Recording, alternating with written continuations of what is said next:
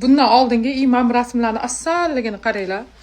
Oyparchani olib borib, yig'latib, mingta kiyim alishtirtirib, xarajat qildirib, fotosessiya qildirganim yo'q, lekin bir xil chiqqan. Masalan, nima deydi, unga fotostudiya kamida $100 olib, unga kiyim bilan $200 ketib, kamida bir $500 xarajat qilib, fotoapparatga boshqaga pul to'lab yurgandan ko'ra, mana shu Telegram kanal qoldirayotgan qizimizning xizmatidan foydalandim. Bular Oyparchamning rasmlarini mana yuzini o'zini tushirib tashlasanglar ham, bironta rasmlardan tashlab bersanglar, sizlarga 20 ta rasm qilib beradilar. Har xil usulda.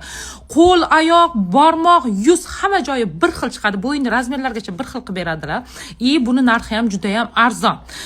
Ana unda qizimni tug'ilgan kuni bo'lishdan oldin bittasi opa $200 berib turing, qizimni fotosessiya qildirmoqchiman, yaqinda tug'ilgan kuni degan edi. Imenda o'shanga o'xshagan qizlarimizga ham xuddi mani o'zim ham borib $200 sarflab fotosessiya qildirganim yo'q, lekin esdalik uchun mana shu qizimizdan olib qo'ydim. Sig'madi, keyingisi